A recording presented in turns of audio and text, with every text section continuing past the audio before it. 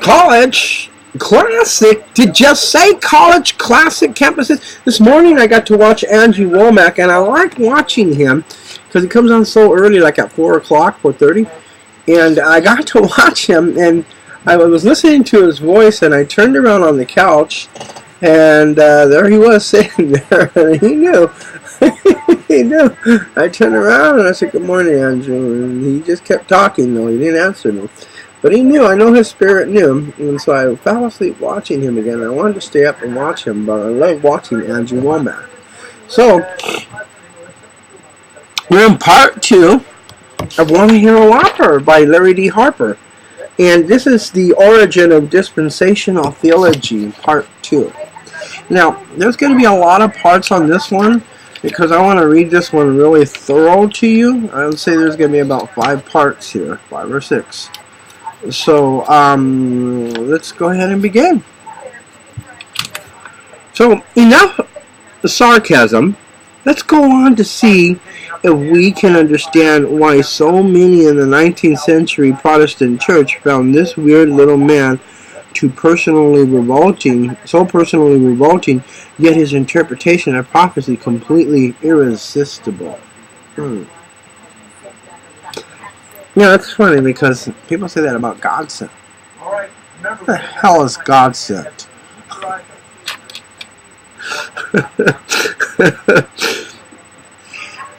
As one writer who met him describes him, it sounds like he may have exuded a satanic aura. I don't believe in the scent of wickedness or spells from beyond or the disformation of revelation, evolution, or any of that. But I believe in, behold, I come with my reward, and I give to every man his reward. Okay. In spite of the strong revulsion which I felt against some of the peculiarities of this remarkable man, I, for the first time in my life, found myself under the dominion of a superior.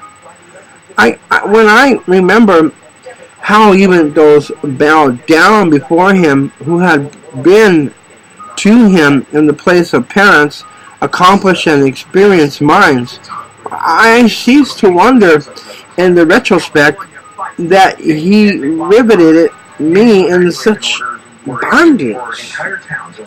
Bondage like Osama bin Laden tying you up to a cross and planting the cross into the ground and tipping it upside down and then asking them to break your ankles upside down and your wrists? No. Bondage like Osama bin Laden tying you up in a dungeon and with leather straps? No. Bondage like putting a mask on your face and putting you on a spinning wheel and spinning you around? No. Okay, never mind them. Please consider the merits of John Darby's position. He, like John Calvin and all the other Protestant reformers, insisted some long-lost truth needed to be restored before true believers could be what God intended them to be. And moreover, he believed, like Luther, Calvin, Zwingli,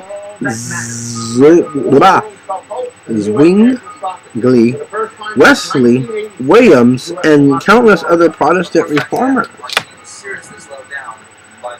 that he understood that the church had lost. And in those respects, at least, he was no less a reformer than they. Can I share something with you? Not that I studied Book of Mormon, but read it with elders. And they believe that the apostles were crucified.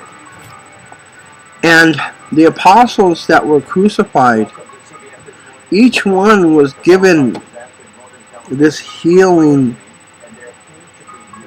promise. And that they tried to continue the promise of healing even unto death. But the time came 100, 200 years after where Christians were being killed left and right, and healing wasn't as productive as it was in the beginning, and they were killing them left and right, and so healing wasn't something that they wanted to go out and do openly anymore, because they would immediately kill them. Someone would immediately call the magistrate, and the magistrate would roll in and kill. So they tried to preserve that healing as far and as long as possible. But as time grew, as age kept turning, so did death. And it got to the point to where this healing was a secret or forgotten. And today they like to believe that they're reviving it. Just wanted to share that with you. Yet, Darby lacked one thing that all these performers quite obviously had. He lacked the confidence that he could find clues to what the church had lost by searching the writings of an earlier generation of Christians. Every legitimate Protestant reformer has had that confidence. That is why Calvin went back to base his beliefs on the things written by Augustine.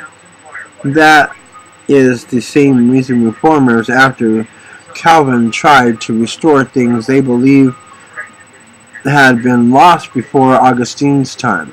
But you must understand, Calvin and the other reformers were seeking to restore the truth they believed the church had lost. They were not trying to come up with some entirely new truth on their own.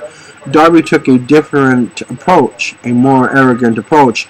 He discarded the writings of the earlier eras altogether and went directly into the scriptures instead, evidently thinking his own intelligence was so vastly superior to everyone else's that he did not need to seek confirmation from an earlier generation of church leaders. His arrogance was so great, as a matter of fact, that he placed no value at all on the writings of the early church. Darby himself puts his view of the early church fathers this way. And we'll read that in part 3. God bless you. This is College Classic Campus Hits.